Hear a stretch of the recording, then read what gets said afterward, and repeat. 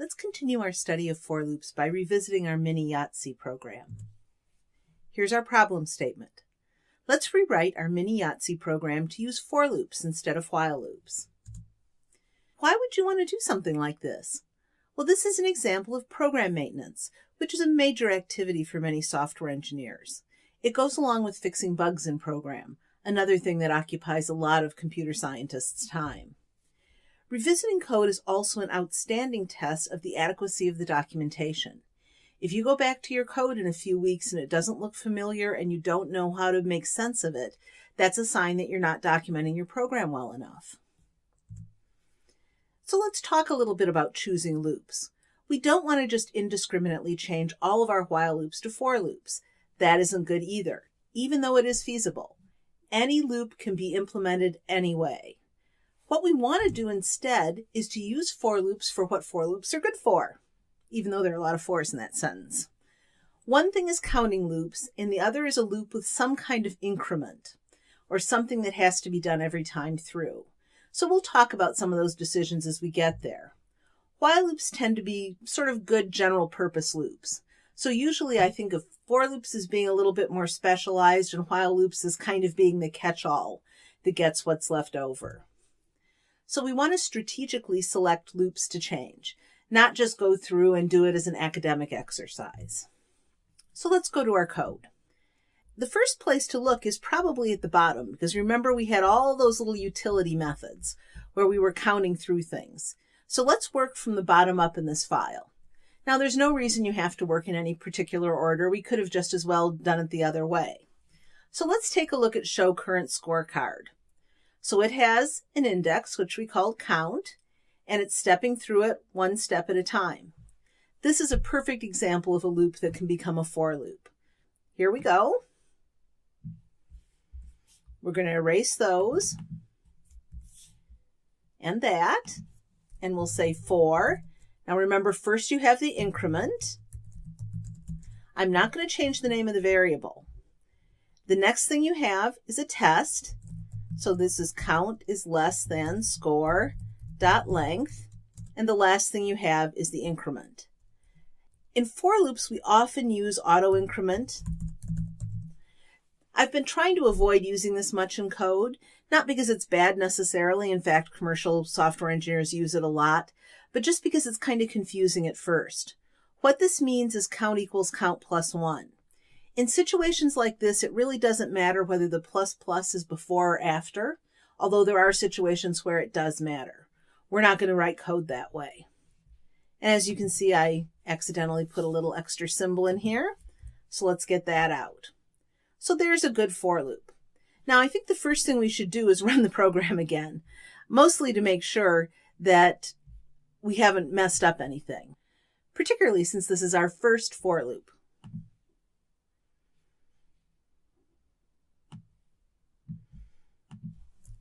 So here we go. Raven is one of my other dogs, so I'll play against her this time. So we've got 3 2s, so let's re-roll 2 and 3. And just re-roll 2 and score it in category 2. Okay, now this is Raven's score coming up. Got a couple of 6s and 1 5 and 2 3s. So let's re-roll 2 3 and 4. Forgot to put spaces in. So we did a little extra testing there accidentally. So now we've got 3 6s. That's probably good enough to put in the 6 category. And notice we see that the 2 category is there. Now that's sufficient to know that show current scorecard is still working correctly. So I'm not going to continue to run the program anymore. Moving up in the code, we see roll all the dice. So we start with an index which is 0. We check to see that the index is less than dice.length, and we have a simple increment. This is also a fine thing to change into a for loop. Now I'm going to do this one a little bit more strategically than I did the last one. I'm just going to replace the while with for, and then add the increment in at the end. Now remember, you have to take the increment out of the loop when you do this, because it's being done over here. And of course, that removes that. So one of the things you'll notice about for loops is that they tend to make the code shorter. And in general, shorter code is probably better. It's also very self-contained. I almost never write a for loop that's an infinite loop, even though I'm sure, as you've all noticed, I write quite a few while loops that are initially. So this is a nice little version of the method. Now all we have to get to is rolling the dice once to check this. So let's do that. Notice I'm not making thousands of changes and then checking at the end. When you make a lot of changes and check only at the end, then you have a big debugging problem. We don't want that. We want to debug small pieces of code. So notice here's the program rerunning, and we can see that the dice got rolled. Now that's all the further we have to go to make sure we haven't done something terrible with that. Here's show dice, and once again we have a simple counting loop. So let's change that to a for loop too.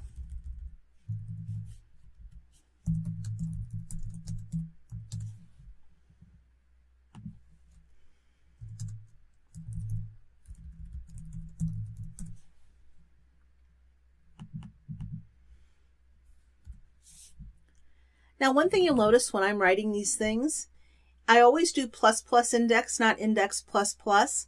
There's a tiny difference in efficiency between those two, but because when we're working with loops, we tend to be working with large amounts of data, although not necessarily in this case, those nuances do make a difference. This is a place where a lot of textbooks and I are not in agreement.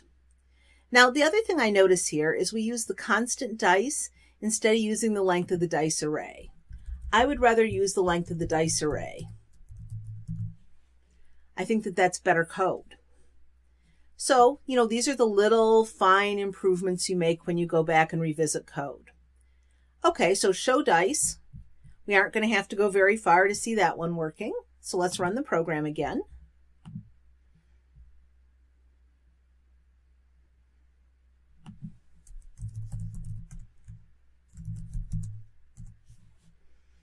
Okay, well that's show dice being run right there. So it looks like that one's working fine. Now going back, here is sum of dice. And once again, our loop is starting with an index of 0, stopping at length, incrementing by 1. Yet another case where a for loop makes perfect sense.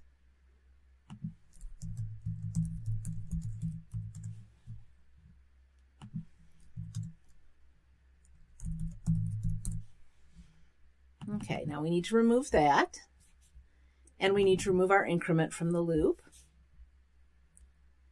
We could also move sum inside the loop, but if we do, we have to return inside the loop, and that gets awkward, so it's better to leave sum outside.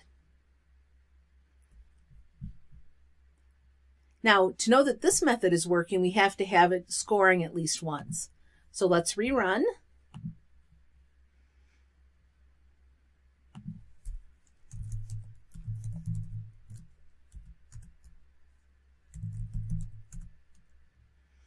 So let's see, let's re-roll 3, 4, and 5.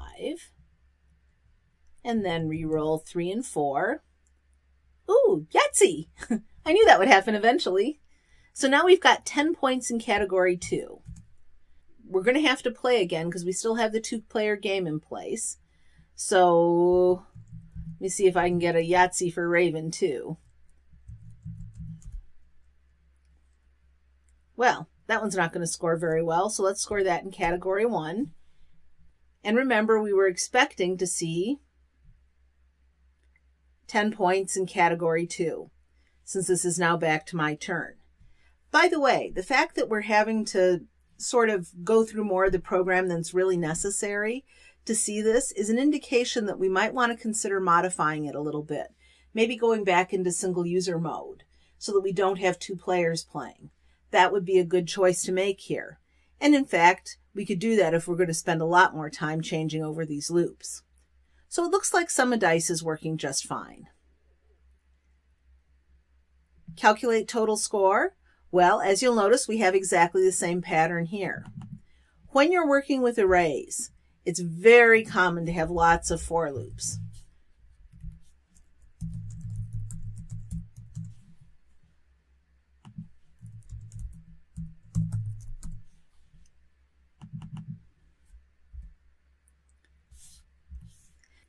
In order to test calculate total score, we're going to have to do a little bit more of the program, because remember that just happens at the end. This is the point where I think going to single user mode makes a lot of sense. So let's do that. So what we're going to do is disable the second player's turn. Now this is something we did when we were testing the program previously. You'll see it makes it a lot easier to tell what's going on. Whoops, I think I was playing against Raven, not Maggie. Ooh, 3 4s. We're off to a good start there. So let's re-roll dice 1 and 2 and 1 and 2 and put that in category 4. So notice category 4 has 12. I'm going to give us a little more space here. Now we've got 3 4s again. That's kind of unfortunate because we've already used that category. So let's just re-roll 1, 2, 4, and 5. Ooh, look at that. Some good 5s. So we'll just re-roll dice 2. Didn't get a Yahtzee, but not bad. So that should be 20 points in category 5, which it is. Looks like we're at a good start for category 6. So we'll re-roll 2 and 4 and just re-roll 2. And we'll score that in category 6. That was 24, which was correct. 4, 5, and 6 are gone. So I guess we better go for category 2 here. So 2, 1, 4, and 5. 2, 4, and 5 again. Well, not great, but let's score it in category 2. So that should be 4 points. Oh, I see what happened. Notice here, I made an error in data entry. I tried to re-roll 3 times, so it put it in category 2. But it did it correctly because we can see there were 4 points. So now I've re-rolled kind of a stupid dice, but that's okay. We're just testing the program, so we really don't have to play the game well. Oh, we need to get rid of those 2s. Actually, we need to re-roll all of these. That's a good thing to test anyways. And we don't have much score here, but we could put it in category 1. So category 3 is what we need now, so I guess we better re-roll all the dice. Notice that we have not yet used the method that we were worried about. Yeah. Well, we'll score it in category 3, where it better score 0 points. Now the score is 61, and we're going to have to go and actually check that. So here's the last score. 20 plus 24 is 44. Here's 56, 61. And we know we had no points in the last one because there weren't any 3s. So we did, in fact, get 61 points. So that method is now working correctly.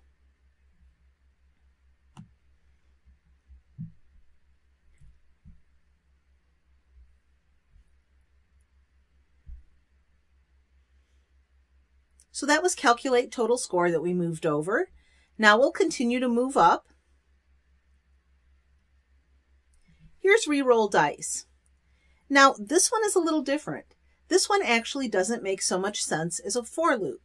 The reason is that just has next int is controlling it. We could put the line.nextInt as an increment or something like that, but it's really not very natural. I don't want to use for loops for things that are unnatural just because for loops are somewhat more cool. So let's not do that. Let's just let that one be as is. Once again, in the loop here, the one on lines 128 to 135, we're just repeating when something's out of bounds. And so this also makes sense as a while loop. So I'm not going to change that one over either. Now we talked earlier about the possibility of using a loop to show the dice and re-roll and show the dice and re-roll. And that would probably make some sense here with a for loop because the for loop is at least a little bit shorter. We're not really going to save much code doing that, so I don't think I'm going to make that change.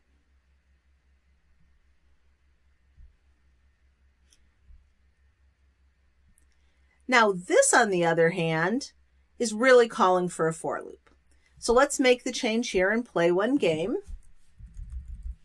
for int turns equals 0, turns less than turns, plus turns. So that gets rid of that. And of course, the increment down here. Now, once we're finished messing with this, we'll probably want to remember to re-enable the second player playing the game. One thing we might want to think about here when I look at this method is we have one piece of code that's very nicely self-contained, nice little for loop by itself. And then we have this down here where we're finding the winner of the game. This is somewhat less important. It doesn't seem like this method is completely cohesive. Both of the pieces have to be here, but maybe this is something we could pass to another method. So let's actually do that. Let's improve our code a little bit doing that.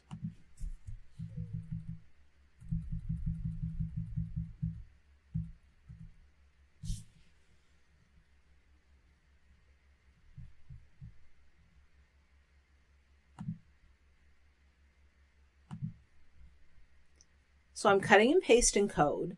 Now this is a case where cutting and pasting is perfectly fine. So let's call this report winner. And we're going to need to pass in, whoops, these are arguments here because we're still in the previous method. Name 1, player 1 score, name 2, player 2 score. And now we can make this method down here. So I have public static void report winner string name 1 int array player 1 score string name 2 int array player 2 score.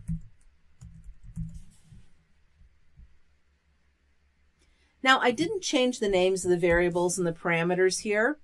In part, that was just to keep it easy to copy and paste. But remember, parameter names are arbitrary. So it really doesn't matter what they are as long as they're meaningful.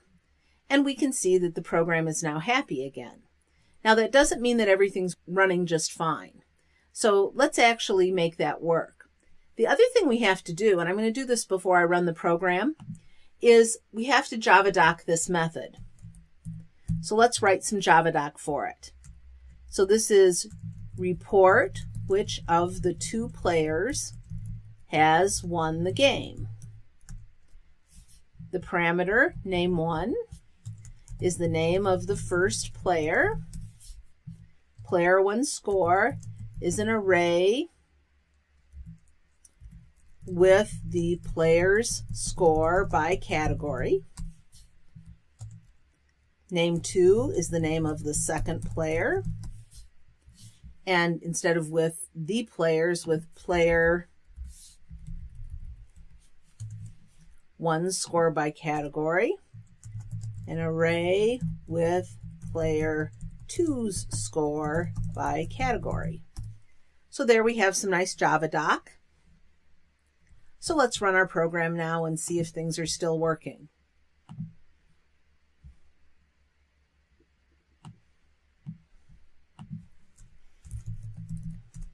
Unfortunately, this change was made at the end of the program, so we're going to have to play through the game again. I'm going to do it a little more quickly because we've been following this rather closely. So we're going to re-roll 1 dice each time.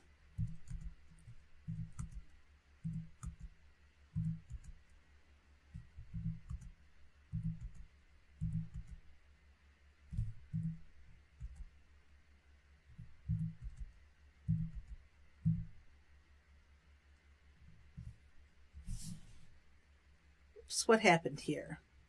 Category 6 has not been used yet. So this needs to be category 6. So my score is 24. I guess we better check that and see how that's looking. So we had 2, 4, 8, 18, and then we had 1, 6. 18 plus 6 is 24, so that works. Raven wasn't playing, so of course she didn't get any score. So it looks like that's working. Now notice what we've done is made methods that are smaller, and that's a good thing. There were no loops in the main method. So right now we've adjusted all of our loops to the right type, and we've made one little change to the program. Now, when you're reviewing code like this, you're likely to find other opportunities for improvement. And I saw some things while we were scrolling through, although I didn't mention them to you. So, for example, rolling the dice wasn't a method, and it really should have been. We want to roll the dice the same way every time. That's just a matter of fairness in the game.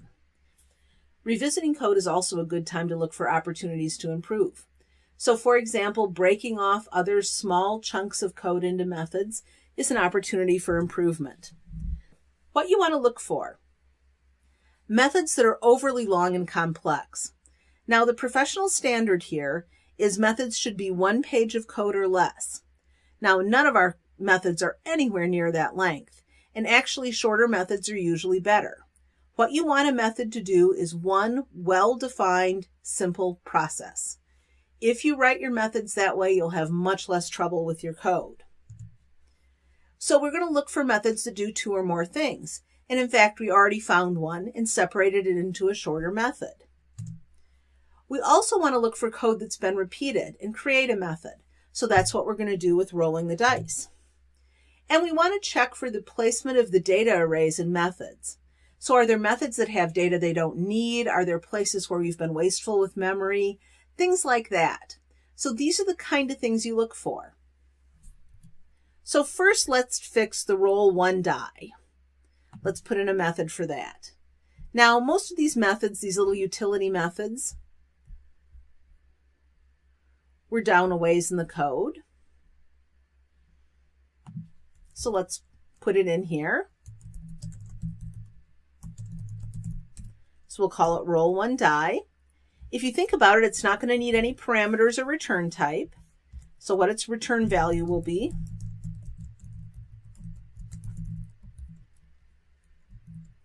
is just an int. Now it does have a return, come to think of it. So we're going to return a randomly selected value between 1 and 6 inclusive. So we know what this code is because we've written it several times now.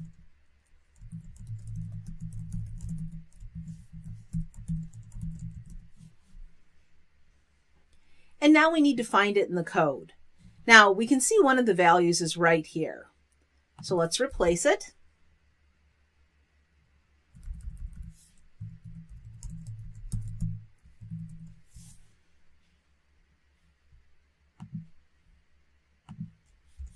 So there's one replacement.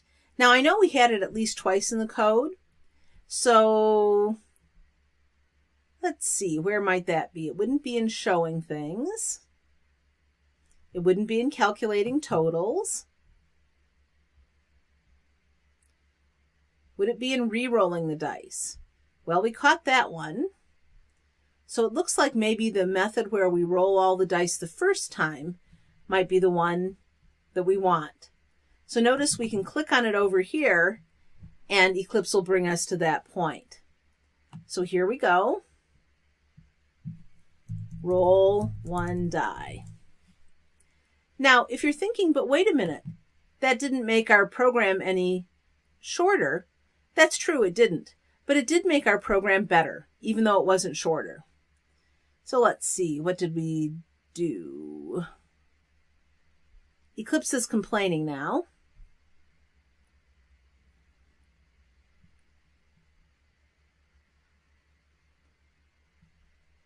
Where is roll 1 die?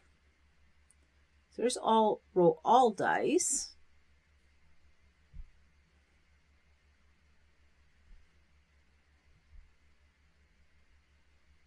Re-roll the dice.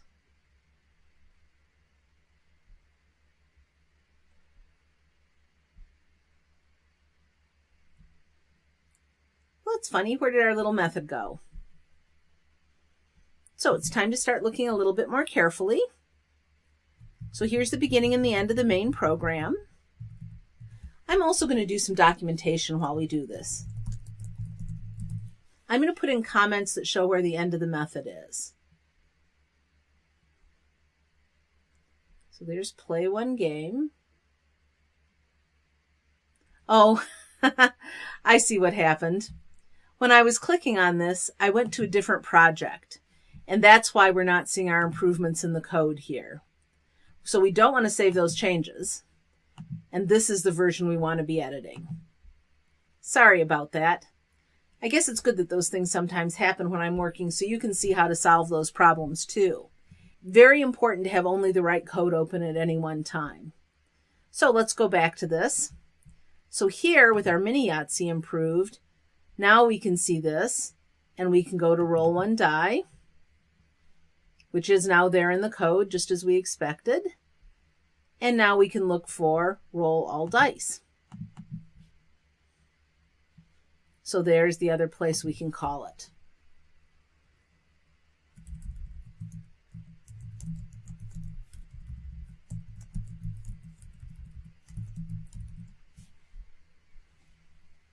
Okay, probably a good time to run the program a little bit. Make sure we haven't messed anything up.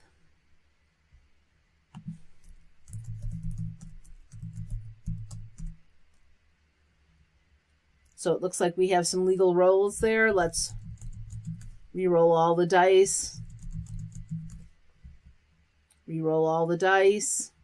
Score it in category 5. Okay, so things look like they're going well there. Notice that we're still in single player mode.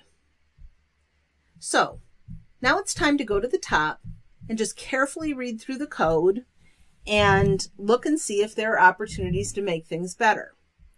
So in the main program, we ask for the names of the players, and then we initialize the array, we fill them, and then we call play one game. Now, one thing we might want to think about is the main program actually didn't use any of this data. It could have just called play one game if play one game did these kinds of things. So you have to think about how this game would be played in the future. So, for example, do you expect that 2 people would start playing and then play multiple games against each other? Or do you suspect that 2 people would play and then 2 different people would play? Now, my guess is the first one. But let's think about this data now. Does this data need to be in the main program? Or could we move that someplace else? Well, if you think about it, this doesn't really have any place in the main program. The main program isn't doing anything with this. And so let's actually move it into play one game. Now this will also improve the signature on play one game. So I'm going to cut the code. If you're a more cautious type, you might want to copy it. Just remember to remove it. And then I'm going to paste it in here at the start of play one game. Now at this point, we're not going to pass in the scores for the players. And of course, we'll have to remember to adjust the call to the method. Eclipse will remind us if we forget, since the code won't compile. So look at what we now have in terms of the main program. A much cleaner main program. What's more, it's right around our target length that we want for a main program. So that's good too. The other thing that's nice about this is that we've encapsulated this idea of using the -1s into the play one game. So that hasn't now leaked into the main program. In general, you like to keep your data as small as possible, in as few places as possible, so you don't get confused and have changes in one place affecting someplace else. So I think that was a good thing. Now we do have a pretty substantial method here for playing one game. So let's take a look at that and see if there's anything in there that we could simplify. And you know, when I look at this, I think this code is very clean and well defined. It's well commented. The only thing I see in here that would be a cause for improvement is these -1s, which we've used to mean several different things in different places. That maybe could become a constant, maybe called something like illegal value. We could do that. In this case, because we removed the parameters, we're going to have to change the value here to player 1 scores to what we declared it to be. And player 1 scores and player 2 scores. So we still have a very clean method going on here.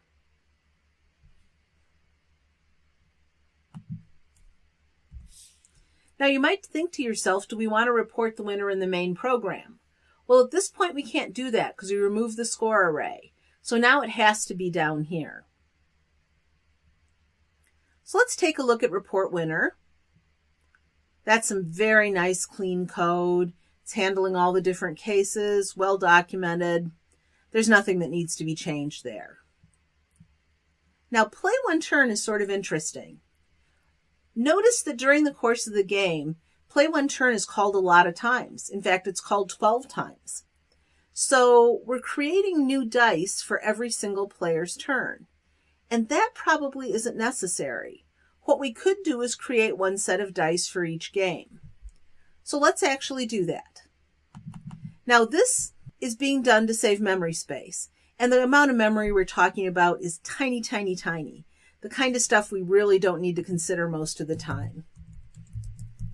But I want you to see how to make these kind of changes so you're not afraid to do them in your own programs. So I'm going to go up to play 1 game. And I'm going to create some dice. And now when we call play 1 turn,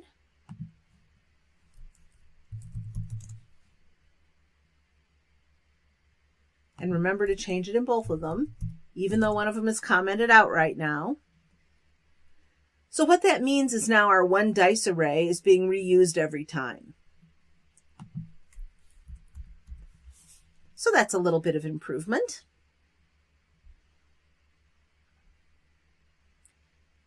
So this keeps play 1 turn just a little bit smaller and a little bit cleaner. Now, when we were writing this code, I talked about the fact that our method names were pretty good at documenting the code, and I think that's even more true now that I look at it. So I'm going to remove these comments.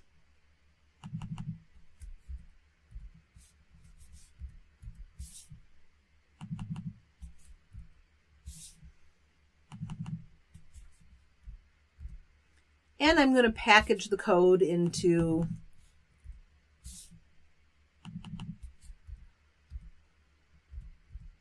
some more reusable elements.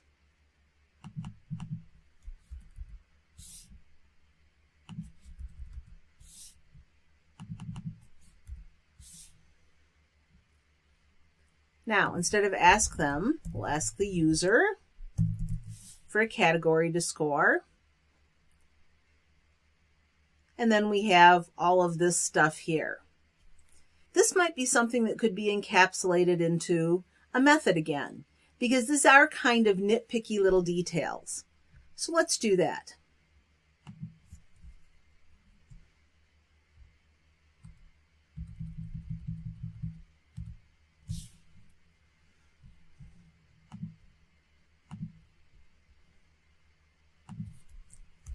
So we'll call this get category.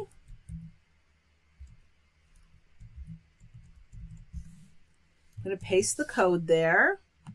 Of course, it will be public and static. It's going to return an int because that's what we're going to need.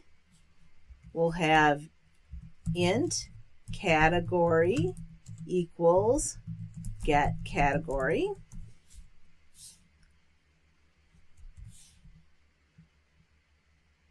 Okay, so we can see that we're going to need the scanner.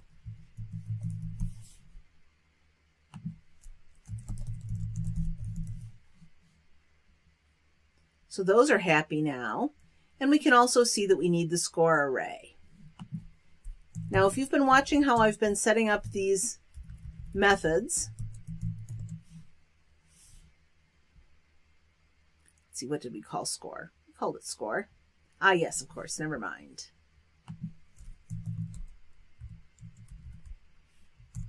You'll notice I've always been putting the scanner at the end when I'm creating these methods, and so I'm keeping that.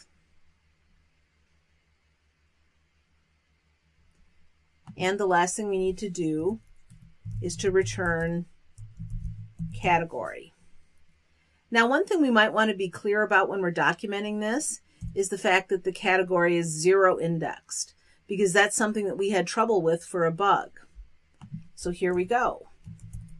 Ask user for a legal category. It is not legal to score a category that has already been scored, or to score one that is out of bounds. So this is the current score sheet. That is not changed. The parameter keyboard is a scanner to interact with the user. And we're going to return a 0 indexed category selected by the user. Now we might think about whether this score that category belongs in this code or not. If we did that, we'd need to change the name from get category, and it could be done either way. Now that's a pretty big change in code. So I think it's time to once again run our code, make sure everything's still working.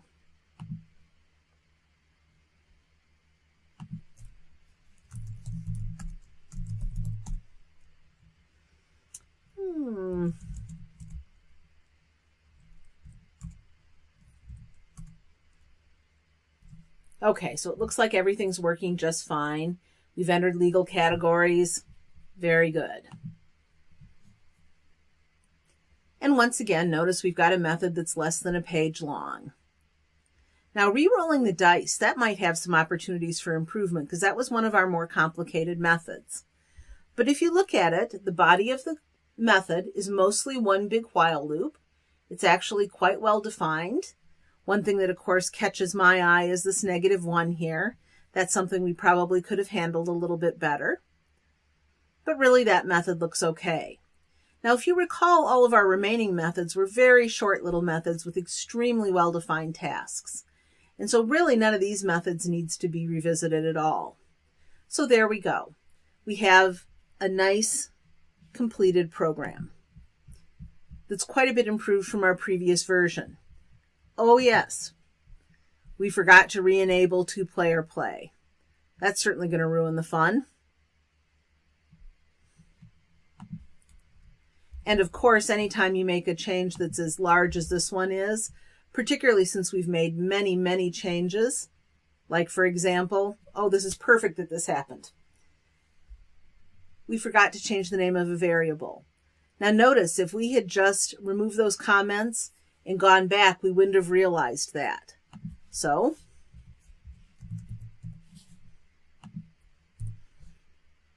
there we go. But still, we need to run the game again. Now, I'm not going to play the whole game, but I'll play just a little bit to make sure everything's running all right.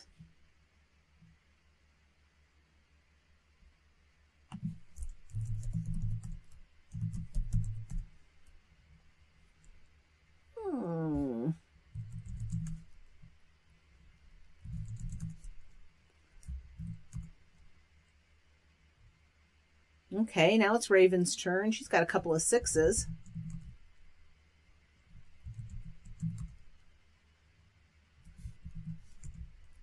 And remember, I scored 3 4s and 4. We'll go one more step.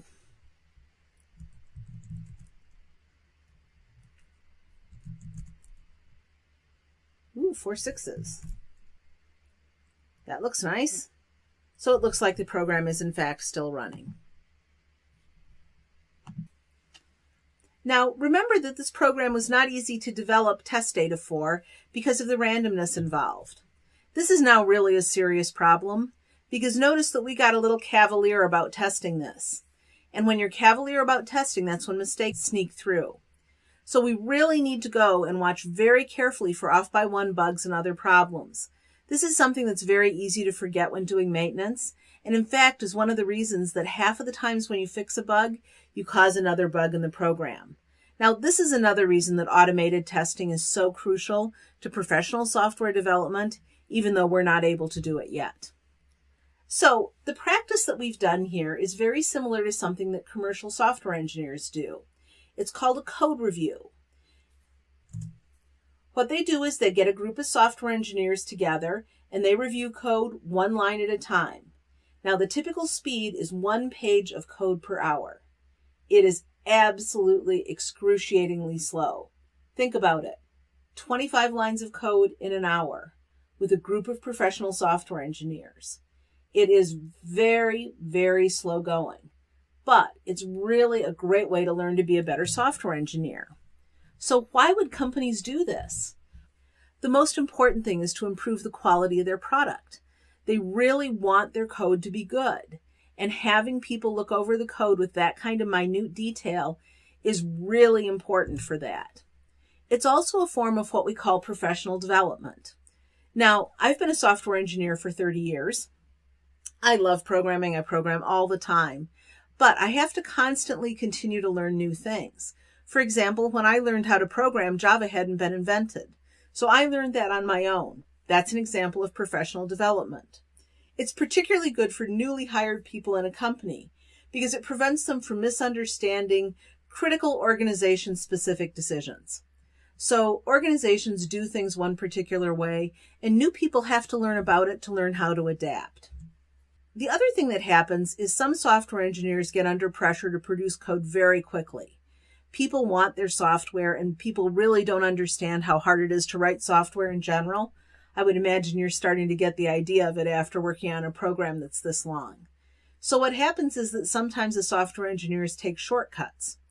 And the peer pressure of code review, that actually motivates people to do higher quality work, knowing that people are going to look over their code and that they're going to have to stand there as a professional and say, this was my best work.